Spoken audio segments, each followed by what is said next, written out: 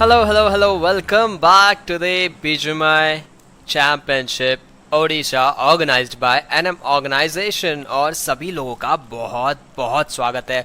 Guys पहली match तो हमने देखी और ये आज के दिन की होने वाली है ना लास्ट की मैच, और मैं तो बहुत ज़्यादा एक्साइटेड हूँ क्योंकि 12 टीम्स जुड़ चुकी है और क्राइटेरिया काफ़ी सिंपल है। आपको टॉप 6 आना है और काफ़ी आसानी से आप जैसे ही टॉप 6 आ जाते हो आप नेक्स्ट राउंड के लिए प्रमोट हो जाते हो। तो बस यही है। अगर आप स्ट्रीम पर नए हो तो जल्दी से लाइक कर दीजिए, अगर आप चैनल पर नए हो तो जल्दी से सब्सक्राइब कर दीजिए, और अगर आप आपकी टीम का नाम भी चैट में डाल सको तो बेहतर रहेगा। मीनवाइल अगर हम कहीं ना कहीं बात करें फ्लाइट पाथ के बारे में, तो वो सोस्नव का मिलिट्री बेस से स्टालबर की तरफ जाते हुए, मतलब बिल्कुल ही सदर्न साइड से एक नॉर्दर्न साइड तक जाते हुए का फ्लाइट पाथ, जिसमें बीच में आपको कई सारे हॉट ड्रॉप्स भी देखने मिल जाएंगे, जैसे कि यासना एपोलियाना और कहीं ना कहीं मिल्टा का इलाका। नोवो रिपना भी हो सकता था, लेकिन नोवो में कुछ टीम्स फ़िलहाल तो प्रेफर नहीं कर रही जाना। तो अगर हम बात करें तो सबसे इम्पॉर्टेंट यही है कि अब कोई ड्रॉप क्लैश होने वाला है क्या, क्योंकि ड्रॉप क्लैश ही सबसे ज़्यादा इम्पॉर्टेंट रहने वाला है इस कहानी को अंजाम देने के लिए। और अगर हम बात करें कहीं ना कहीं कुछ टीम्स के बारे में, तो वो भी हमें देखना होगा, क्योंकि कुछ टीम्स जो हॉट ड्रॉप लेने के लिए नहीं जाना चाहती वो भी एक दूसरे से भिड़ सकती है। तो चलिए फिर देखते हैं किस तरीके से इस फाइट को अंजाम दिया जा सकता है, किस तरीके से इस फाइट को किया जा सकता है। मीनवाइल अगर हम बात करें सर्कल की, तो वो बिल्कुल ही आपको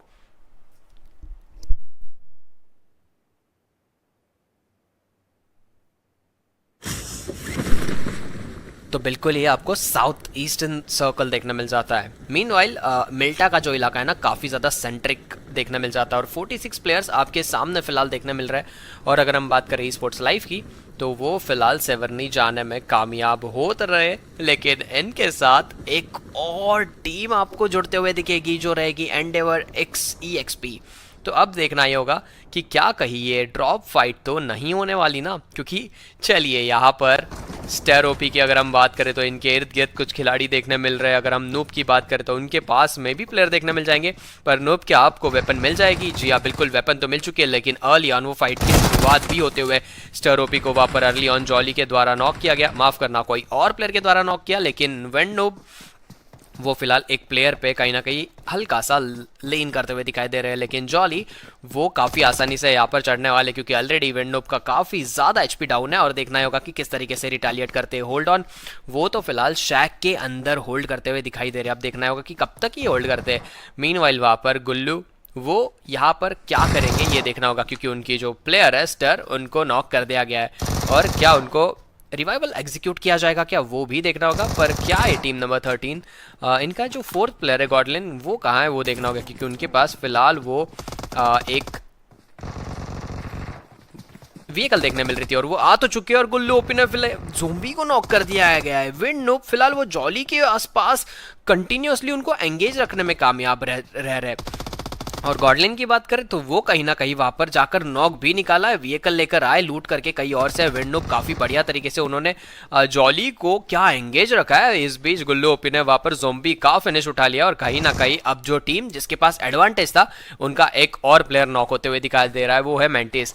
और मैंटिस को अगर नॉक कर दिया गया ना, तो अब जॉली इनके ऊपर सोलो सर्वाइवल रहेंगे, और सबसे पहले एलिमिनेट होती हुई टीम वो रहेगी कहीं ना कहीं ई स्पोर्ट्स लाइव, और इनका एक शानदार तरीके से पतन होते हुए। और टीम नंबर 13 जो एंडेवर EXP है, उन्होंने काफ़ी बढ़िया तरीके से उस फाइट को अंजाम दिया और काफ़ी स्मार्टली इस फाइट को जीतने में कामयाब भी रहे। मीनवाइल अगर आप स्ट्रीम देख रहे हो तो जल्दी से लाइक कर दो। और ये रही आपकी टीम नंबर 11 जो रहने वाली है टीम सुप्रीम 7 ई स्पोर्ट्स। काफ़ी शानदार इन्होंने ये एक एजिस का इलाका चूज़ किया है, लेकिन सर्कल के बिल्कुल वो आपको अराउंड देखने मिल जाएंगे। मीनवाइल कुछ टीम्स रहेगी जो अभी भी सेवर्नी जाना चाहेगी, या सेवर्नी से हल्का सा बाहर निकलते हुए हमें दिखाई दे रही है, वो क्रेजी मॉन्कीज़ है। क्रेजी मॉन्कीज़ फिलहाल उनके पास लूट नहीं है, व्हीकल लेकर वो टीम कहीं ना कहीं जाना चाहती थी, और वही हमें देखने मिल रहा है। वो टीम फिलहाल आ चुकी है, उनके पास लूट एक डबल पिस्तौल फिलहाल KCM के पास हमें देखने मिल रहा है। मीनवाइल अगर हम बात करें सर्कल की, तो लिपोवका के आसपास भी आपको दो टीम्स देखने मिल रही है। कहीं ना कहीं वो टीम GME, और उनके अगेंस्ट में आपको एक और टीम देखने मिल जाएगी जो कि रहने वाली है OD19 वॉरियर्स। और OD19 के जो प्लेयर्स हैं ना वो 7 प्लेयर्स आपको 3 ही प्लेयर दिखने मिल जाएंगे। और कहीं ना कहीं यहाँ पर मैन एडवांटेज तो रहने वाला है वहाँ पर GME के लिए, लेकिन अब ये देखना होगा ना कि GME किस तरीके से चाल बिछाती है ताकि आउट नंबर जो टीम है उनको सबसे पहले फिनिश करने की। अब देखना यही होगा कि पांडा, जीत और साइलेंट विजार्ड कब तक यहाँ पर सर्वाइव करते हैं, और क्या ये फाइट सबसे पहले छिड़ेगी या और कई फाइट होने वाली है। फिलहाल फाइट की आशंकाएं तो काफ़ी कम है, लेकिन 40 के जो ब्रदर है ना वो यहाँ पर प्लेन जब यहाँ पर लास्ट टाइम रुकता है, मतलब जो सारे प्लेयर्स को ड्रॉप कर देता है जो ऑफलाइन होते हैं, वो वहीं पर हमें देखने मिल जाते हैं। तो स्टाइलबर के बिल्कुल ही करीब, और यहाँ पर एक टीम भी है तो शायद ही इनको कोई टीम देख पाएगी। मीनवाइल अगर ये गेम में दोबारा आ पाए 40 ब्रदर्स तो काफ़ी आसान होगा उनके लिए, लेकिन उनकी जो टीम है फिलहाल वो कहीं ना कहीं लूट करके बोटियार्ड की तरफ जाते हुए हमें दिखाई दे रही है। और इनके इर्द गिर्द भी एक और टीम हमें देखने मिल जाती है, वो है D2E स्पोर्ट्स। तो अब देखना ये होगा कि फिलहाल रोज़ो को इन्होंने काफ़ी आसानी से लूटा तो है, पर मैं ये कह दूँ ना फिलहाल सर्कल स्टार्ट हो चुका है, 2 मिनट के अंदर वो सेकंड सर्कल फॉर्म हो जाएगा। लेकिन सबसे इंपॉर्टेंट बात तो एक ही रहने वाली है कि ये टीम सारी जब रोटेशन लेने सर्कल के अंदर जाएगी ना तब सबसे ज़्यादा आपको फाइट छिड़ते हुए देखने मिल जाएगी। लेकिन उसी बीच अगर हम बात करें लिपोका की, तो लिपोका के अंदर भी हमें 2 टीम्स दिखाई दे रही है, तो सर्कल के लिए जद्दोजहद तो इनकी भी रहेगी, लेकिन पहला सर्कल इनके पास काफ़ी आसानी से ये होल्ड करते हुए दिख रहे हैं। लेकिन लूसीफर वो कहाँ मानने वाले, उनको प्लेयर दिखे, थोड़ा सा ग्रेनेड का इस्तेमाल भी किया, लेकिन विजार्ड और पांडा एक ही शैक के अंदर आप कैसे जा सकते हो, लेकिन लूसीफर ने वो फ़ायदा उठाया जीत का। जैसे ही वो शैक के बाहर आया, मीनवाइल वो शैक के अंदर ग्रेनेड डालने की फ़ायदा तो उठाने वाले थे साई, लेकिन वो ज़्यादा कुछ कर नहीं पाए। मीनवाइल लूसीफर अगर आपके पास वो ग्रेनेड अभी होता ना तो आप दोनों को ढेर कर सकते थे, लेकिन एक उनको क्रॉस एंगल मिलते हुए और एक ग्रेनेड बिल्कुल ही अंदर आएगा और एक प्लेयर को नॉक करते हुए साइलेंट विजार्ड को। और पांडा वो अब मुश्किलें इनकी बहुत ज़्यादा बढ़ते हुए, पांडा के लेफ्ट साइड से वो साई आते हुए, पर अब लूसीफर और महाकाल दोनों इनके ऊपर पुश करेंगे और सबसे पहले इस टीम को एलिमिनेट भी किया जाएगा। माफ करना है, सेकंड नंबर की टीम होगी। मीनवाइल वो पांडा अंदर जाकर बैठे हुए, और कितने देर तक वो होल्ड करेंगे। सबसे पहले अंदर गए महाकाल और इनका फिनिश भी कर लिया, और 3 फिनिशेस के साथ इस टीम को काफ़ी अच्छी वो एक लीड मिल चुकी है। और लिपोका में ये होने ही वाला था, हम जानते थे, क्योंकि ऑलरेडी एक टीम जो यहाँ पर उतरती है वो दूसरी टीम को देख लेती है, और आउट नंबर्ड हो मतलब आपके ऊपर वो थोड़ा सा कहीं ना कहीं प्रेशर बहुत ज़्यादा हो जाता है। और ऐसे प्रेशर में आप कैसे हैंडल करते हो बीइंग लेस मैन, वो सबसे ज़्यादा इम्पोर्टेंट है। पर कहीं ना कहीं यही सबसे ज़्यादा इम्पोर्टेंट है कि अभी आपके पास 3 फिनिशेस है और आप इस फाइट को काफ़ी आसानी से जीत कर जोन के अंदर भी होल्ड करने में कामयाब हो रहे हो। मीनवाइल सेवर्नी की जो टीम है अब वो उनको नदन साइड से कहीं ना कहीं यासनाया के थ्रू आना पड़ेगा, लेकिन यासनाया के थ्रू आपके ऊपर वो मुश्किलें खड़ी कर सकते हैं जो रहने वाले MC के मैनेज। और अगर आपको उन्होंने आते हुए देखा कहीं ना कहीं सेवर्नी से, तो हो सकता है आपकी मुश्किलें बढ़ाई जा सकती है, लेकिन आपका इतना ओपन घूमना भी खतरों से खाली नहीं। क्रेजी मॉन्केज अब पीछे से ये टीम कितनी तेज़ आती है सबसे ज़्यादा इंपॉर्टेंट वही होगा। लेकिन 840 के जो ब्रदर है ना वो अब तक सरवाइव करते हुए दिखाई दे रहे हैं बीइंग ऑफलाइन। आसपास टीम्स तो है लेकिन उनको ढूंढ नहीं पा रही है शायद टीम्स, या कहीं ना कहीं टीम्स लूट करके एक्सपेक्ट भी नहीं कर रही होगी कि इतने ओपन में कोई एक प्लेयर ऑफलाइन खड़ा होगा।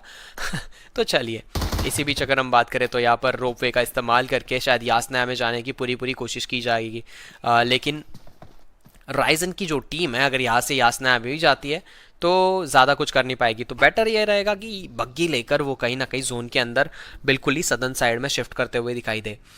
मीनवाइल आपको एयर ड्रॉप भी आते हुए दिख रहा है जो काफ़ी ज़्यादा सेंट्रिक रहने वाला है। मीनवाइल अगर हम बात करें टीम नंबर 4 की जो GC स्पोर्ट्स है उनके इर्द गिर्द मतलब उनके सामने वो team number 11 team supreme 7 sports भी दिखाई दे रही है। और सुप्रीम 7 स्पोर्ट्स वो कहीं ना कहीं उनके पास वो एक बिग हाउस और स्क्वाड हाउस का कंपाउंड रहेगा। मीनवाइल रमेश के जो प्लेयर उनके पास वो एक टेरेस होम रहेगा, और टेरेस हाउस के जो 3rd फ्लोर पे वो होल्ड करते हैं ना, सबसे ज़्यादा विजन आपको उसी कंपाउंड से मिलता है। तो अब देखना होगा कि क्या होवरक्राफ्ट का भी इस्तेमाल किया जा सकता है। कृष्णा थोड़े बैक साइड में तो है, क्या उनके पास होवरक्राफ्ट है या वो मिराडो का ही इस्तेमाल करेंगे। सबसे ज़्यादा बड़ा सवाल यही है कि आप किस तरीके से व्हीकल्स का इस्तेमाल करते हो। अब आपके सामने ये लूट तक तो जा रही है पर आप लोकेशंस नहीं देना चाहते। Being smart players GC sports वो नहीं तोड़ना चाहते, नहीं चाहते वो ज़्यादा लूट, और कहीं ना कहीं ये लालच के चक्कर में भी होता है कि टीम्स वो ट्रक को लूट करते करते मुश्किलें उनकी खड़ी हो जाती है। मीनवाइल सॉल्ट, उन्होंने वो रमेश को नॉक किया, 40 के ब्रदर वो फिनिश होते हुए दिखाई देंगे। शुभ वहाँ पर कहीं ना कहीं गिर कर नॉक होंगे। लेकिन अगर हम बात करें कहीं ना कहीं समीर की, तो वो जा रहे हैं और समीर क्या इनके ऊपर स्प्रेज लिए जाएंगे क्या, वो देखना होगा। जी हाँ, स्प्रेज तो लिए जा रहे हैं, लेकिन 40 की जो टीम है ब्रदर्स ऑलरेडी उनके नॉक्ड है। अब देखना ही होगा कि व्हाट, ये ब्रदर्स को ऑफलाइन लेकर आए। अच्छा, एक और ब्रदर है इनके टीम में, माफ करना यार, मैं बहुत कंफ्यूज हो गया था ब्रदर ब्रदर देख के। पर ये वाली जो ब्रदर है ये ऑनलाइन होने के बावजूद भी फिलहाल तो घुटनों पर दिखाई दे रहे हैं और इनकी टीम के नाम ही ब्रदर है सारे। ब्रदर 1, ब्रदर 3, ब्रदर 5, तो ब्रदर 2 और 4 कहाँ पे समझ नहीं आ रहा है। फिलहाल अगर हम बात करें समीर की, तो वो भी थोड़े बहुत मुश्किलों में खड़े दिखाई दे रहे हैं। फिलहाल गेट इन किया उन्होंने, लेकिन सोल वो कहाँ छोड़ने वाले हैं, उनके ऊपर एचपी काफ़ी ज़्यादा कम की गई। क्या ही डेंजरस एंट्री की वहाँ पर स्लेयर ने, बिल्कुल उनके ऊपर व्हीकल ड्रॉप कर स्लैम कर दिया और उनकी व्हीकल फिलहाल वो रोल ओवर तो हो चुकी है। लेकिन 40 के जो ब्रदर 5 है वो आसानी से होल्ड करते हुए दिखाई दे रहे हैं। लेकिन क्या वो यहाँ से एलिमिनेशंस के लिए जाएंगे, अब देखना ही होगा, क्योंकि टीम नंबर जो 14 है ना, उनके पास भी कहीं ना कहीं वो एक अच्छे एंगल्स देखने मिल रहे हैं। और 40 के ब्रदर 1 जो जोन से नॉक हुए थे उनको भी फिनिश कर दिया गया। आईजी के कृष्णा, उनको भी नॉक कर दिया गया है। अब देखना ही होगा कि किस तरीके से इस फाइट को अंजाम भी दिया जाता है, क्योंकि यहाँ पर मुश्किलें बहुत ज़्यादा बढ़ते हुए दिखाई दे रही है जीसी स्पोर्ट्स की। मीनवाइल एक और नॉक वहाँ पर निकालते हुए दिखाई दे रहे, पर अब देखना होगा कि जीसी स्पोर्ट्स के जो रसीला है वो किस तरीके से यहाँ पर पुश रुकाते हैं, क्योंकि स्टेयर केस से प्लेयर्स तो चढ़ना चाहते हैं, लेकिन बीस्ट टोपी वो एक सरप्राइज एंगल। और देखना यहाँ पर क्या बढ़िया उन्होंने डुओ ने 2 बंदों को नॉक किया, अब सॉल्ट और उनको भी फिनिश किया। मतलब ये अनएक्सपेक्टेड था, 2 प्लेयर जाकर बिल्कुल पूरी की पूरी टीम को समाप्त कर दिए। टीम सुप्रीम 7 ई स्पोर्ट्स, आपसे ये एक्सपेक्टेड नहीं था, क्योंकि आपके पास नंबर भी ज्यादा थे, आपने एक प्लेयर ऑलरेडी नॉक भी किया था कृष्णा को। लेकिन अब क्या ही कह सकते हैं इस बारे में, क्योंकि क्या शानदार तरीके से बिस्ट टोपी ने नीचे होल्ड किया, रसीला ने फुट स्टेप दिए और जिस हिसाब से फुट स्टेप दिए ना रसीला ने, बिल्कुल प्लेयर उनके ऊपर आना चाहते थे। वो क्या सरप्राइज एलिमेंट बोल कर यूज आए बीस्ट ओपी, और क्या ही बढ़िया उन्होंने पहला नॉक निकाला और फिर उनके एनिमी का ध्यान बीस्ट ओपी पर जाता है। वैसे ही रमेश रसीला बढ़िया तरीके से उनके एनिमी को फिनिश करते और बाद में सॉल्ट को जाके तो बिल्कुल ही खाकर खत्म करते। अब यही बात है ना कि आप ऐसे सिचुएशन में अपना आउट नंबर्ड होने के बावजूद भी आप क्या क्या रणनीति का इस्तेमाल करते हो, किस तरीके से आप गेम चलाना जानते हो, किस तरीके से आपका डुओ बैटल करना जानते हो, वही सबसे ज़्यादा इंपॉर्टेंट हो जाता है ऐसे स्टेज में। और वही आपको करके दिखाया जीसी स्पोर्ट्स ने। चारों के चारों प्लेयर खिलाड़ी उनके जिंदा है और एक भी, शायद अगर मैं गलत नहीं हूँ तो, एक भी किल वहाँ पर नहीं देखने मिला टीम सुप्रीम 7 ई स्पोर्ट्स को।